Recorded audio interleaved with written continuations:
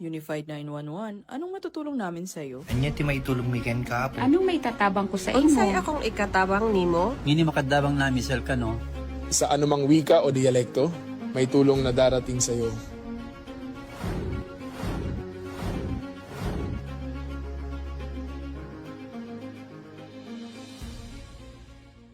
Lilingkod sa bawat Pilipino at magbibigay ng tamang impormasyon para sa tahimik at maayos na Pilipinas. Police News Network, alagad ng batas, tagapagtaguyod ng balitang pulis, sandigan ng mamamayan, patnubay ng katotohanan. La Campo Crame, maghahatid ng pinakahuling kaganapan at nagbabagang balita. Ito ang PNN Police News Network. At ngayon, ang inyong mga tagapagbalita. Magandang araw, bagong Pilipinas. Ako ang inyong alagad ng batas, tagataguyod ng Balitang Pulis. Ako po si Patrolman Edwin Baris. Maghahatid sa inyo ng tamang balita, kwento ng pulis at serbisyo para sa mamamayan. At ito ang PNP News Online. Ang pangunahing balita ng Police News Network. Alagad ng batas, tagataguyod ng Balitang Pulis.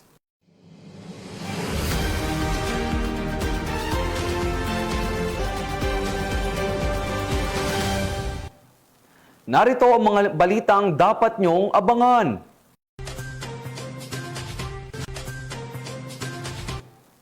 PNP nakahanda na para sa darating na trilyon peso march.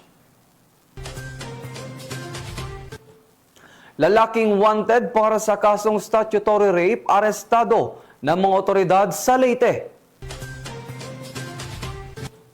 1.5 million pesos na halaga ng smuggled na sigarilyo nasabat sa PNP checkpoint sa Maguindanao del Norte.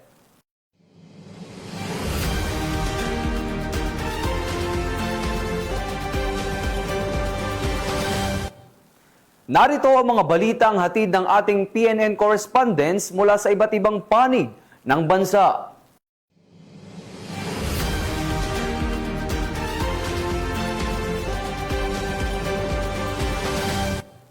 Simulan natin ng balita mula sa bahagi ng Luzon.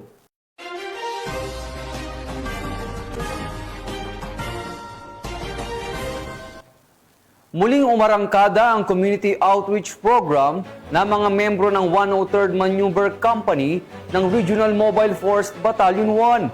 Kasabay nito ang mga lectures tungkol sa terrorism, bawsi, anti-illegal drugs at iba pang anti-criminality measures.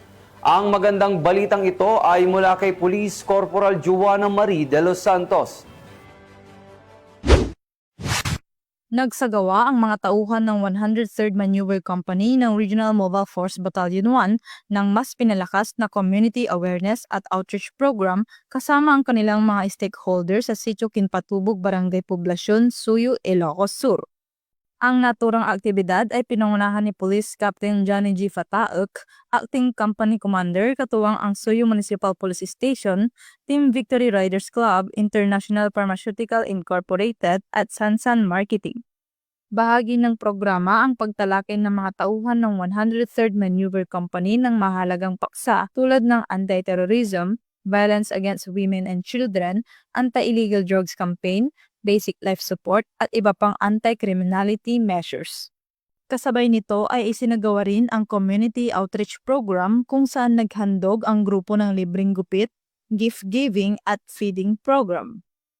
Nagbigay ito ng direktang tulong at serbisyo sa mga residente na nagpatibay sa patuloy na pakikipag-ugnayan at pagkakaisa ng pulisya, mga stakeholders at ng buong komunidad.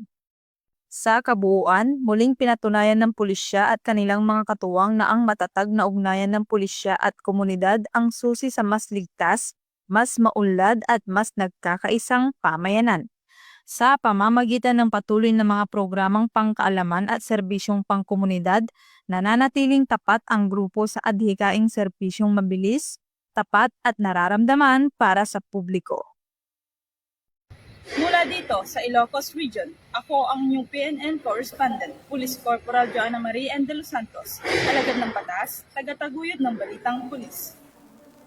Maraming salamat, Police Corporal De Los Santos. Upang maiwas ang komunidad sa banta ng iligal na droga, nagkaroon ng Anti-Illegal Drugs Summit ang mga tauhan ng Benguet Police Provincial Office katuwang ang Philippine Drug Enforcement Agency sa Bacon, Benguet. Tinutukan niya ni Patrolwoman Grace Kibiaen. Matagumpay na isinagawa ng Benguet Police Provincial Office ang Anti-Illegal Drug Summit at Community Outreach Activity sa Cayapa National High School Grounds sa Cayapa, Bacon, Benguet. Pinangunahan ito ni Police Colonel Lambert A. Suerte, Provincial Director ng Benguet PPO, katuwa ang Philippine Drug Enforcement Agency Benguet, sa pamumuno ni Mr. Edwin Changrapen at ang lokal na pamahalaan ng Bacon na pinangunahan ni Vice Mayor Honorable Marciano Pikig Isan Jr. kasama ang mga opisyal ng barangay, mag-aaral at mga residente ng komunidad. Tinalakay sa aktibidad ang masasamang epekto ng iligal na droga, mahalagang probisyon ng Comprehensive Dangerous Drugs Act of 2002 at ang implementasyon ng Barangay Drug Clearing Program. Binigyang diin din ang kahalagahan ng municipal at barangay anti-drug abuse councils sa pagpapanatili ng mga drug-free na komunidad. Bilang karagdagang bahagi ng community outreach, namahagi rin ang Benguet PPO ng 4 na wheelchair sa persons with disability sa ilalim ng Project Gulong ng Swerte, Benguet. Layunin ng proyektong ito na maipakita ang malasakit at suportang pangkomunidad ng kapulisan at maitaas ang kalidad ng buhay ng mga taong may kapansanan. Sa kabuuan, pinamalas ng aktibidad ang pagpapahalaga ng Benguet PPO sa inklusibong paglilingkod at pagkikipagtulungan para sa mas ligtas at mas matatag na komunidad. Mula dito sa rehiyon ng Cordillera, ako ang inyong PNN correspondent, Patrolwoman Grace Kibiaen, alagad ng batas, tagataguyod ng balitang pulis.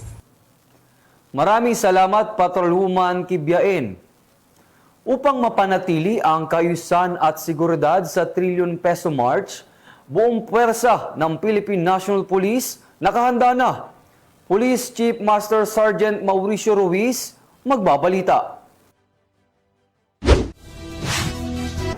So kasama natin si Attorney Ducat, isang pulis at syempre abogado din. Hingi tayo ng opinion, payo at tips sa kanya para sa ating mga kasamahan kung sakasakaling madedeploy tayo sa mga kilos protesta. Sir, ano po bang may papayo nyo sa ating mga kapulisan bilang abogado at syempre bilang pulis na rin po?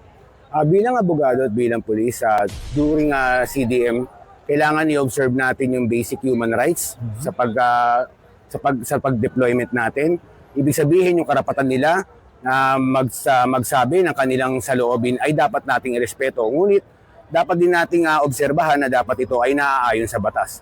Pangalawa, pagka CDM, kailangan i-observe natin yung sinasabi natin maximum tolerance o yung highest degree of restraint. We should, that every police officer or military or any uniformed officer should observe during actual demonstration and during dispersal thereof. Yun po, ang masasabi ko bilang abogado at bilang pulis na rin po.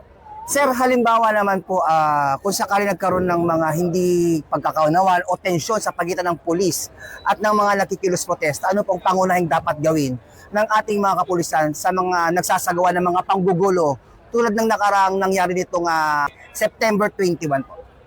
Yun nga, sinabi natin nung una, kailangan nating obserbahan yung kanilang karapatan na magsabi ng kanilang hinaing. Ngunit hindi ito inaalaw na ikaw ay manggulo o manakit ng kapwa o magsira ng magsunog ng mga properties. Pag ito ang ginawa nila, maaari na silang arestuhin. Kasi ang sabi ng konstitusyon, ang ating dapat obserba, ang dapat irespeto ay yung to peaceably assemble. Yun ang sinasabi ng konstitusyon. Hindi inaalaw ng konstitusyon ang manira o manggulo ng mga kagamitan at manakit ng mga tao. So ibig sabihin, pwede silang arrestin kagad kapag naisagawa nila yung ganung klaseng panggugulo at mga pananakit sa ating mga kapulisan? Opo, pwede po silang arestuhin kasi nga po sinasabi natin, hindi po pinapayagan ng konstitusyon ang paninira, pananakit ng tao ng mga properties natin. Ang sinasabi po ng konstitusyon, ang dapat nating obserbahan bilang mga pulis ay yung kanilang karapatan na magsagawa ng mapayapang protesta. At hindi natin masasabing mapayapa ito kung ito ay mayroon ng paninira at pananakit ng ating mga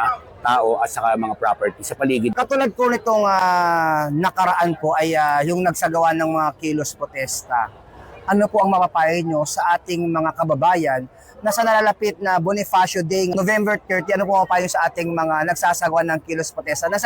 Hindi na magkaroon ng tensyon sa pagitan ng pulis at ng mga nakikilos protesta. At syempre, partikular sa mga kabataan po na sinasama at dinadamay para lang magsagawa ng pagkikilos protesta?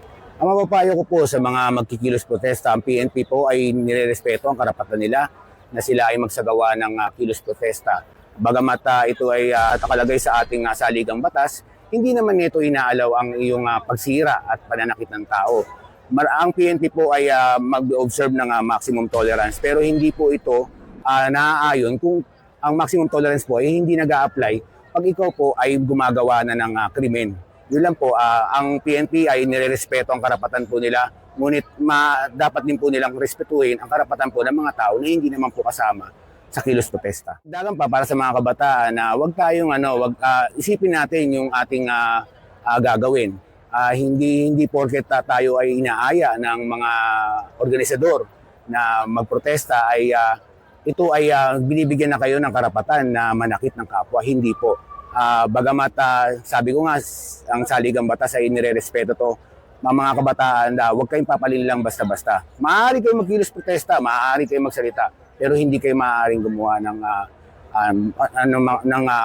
krimen o pananakit sa kapwa o kaya paninira ng mga properties po natin.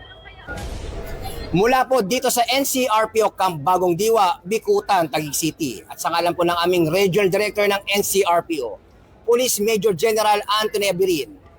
At sa ngalan din po ng Force Commander ng Regional Mobile Force Battalion NCRPO, Police Colonel Salso M. Rodriguez. Kami po ang inyong Police News Network Correspondent. Ako po si Police Chief Master Sergeant Mauricio Bonilla Ruiz. At Patrol Woman Maria Danica Bacal Subungo. Alagad ng batas, tagataguyod ng balitang pulis. Maraming salamat Police Master Sergeant Ruiz at Patrolwoman Bungo. Simulan natin ang balita mula sa bahagi ng Visayas.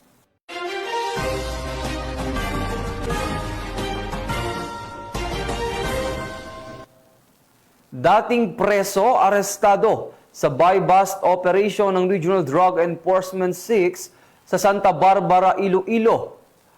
400,000 pesos na halaga ng shabu, kumpiskado. Patrolwoman Andrea Dominic de Palubos, ibalita mo. Estado, isang dating preso sa isang matagumpay na drug buy-bust operation sa Barangay Yulo, Santa Barbara, Iloilo. Bandang alas 8 ng gabi ng ika-24 ng Nobyembre taong kasalukuyan. Ang operasyon ay isinagawa ng Regional Police Drug Enforcement Unit 6 sa pamumuno ni Police Major Marvin Villanueva, Deputy Chief ng nasabing unit, na nagresulta sa pagkakadakip kay alias Mike, 40 taong gulang, residente ng nasabing lugar at isang dating preso. Nakuha sa pag-iingat ng sospek ang 13 sachet ng hinihinalang shabu na may kabuuang timbang na humigit kumulang 65 gramo at may estimated standard drug price na 400,000 piso. Nakilala rin na nakulong na si alias Mike noong 2023 sa parehong kaso ng illegal drugs, ngunit nakalaya ngayong taon sa pamamagitan ng plea bargaining. Kasalukuyang nasa himpilan na ng pulisya ang sospek para sa tamang disposisyon at haharap sa kasong paglabag sa RA 9165 o ang Comprehensive Dangerous Drugs Act of 2002. Ang matagumpay na operasyon ay bahagi ng patuloy na laban kontra iligal na droga na naglalayong protektahan ang mamamayan at putulin ang supply ng droga sa mga komunidad. Nananawagan din ang Police Regional Office 6 sa publiko na makipagtulungan at maging mapagmatsyag dahil pagkakaisa ng mamamayan at kapulisan ang pinakamabisang sandata upang mapanatili ang kapayapaan, seguridad at isang drug-free na Western Visayas. Mula dito sa Police Regional Office 6, ako ang inyong Police News Network Correspondent, Patrolwoman Andrea Dominic de Palobos, alagad na batas, tagataguyod na balitang pulis.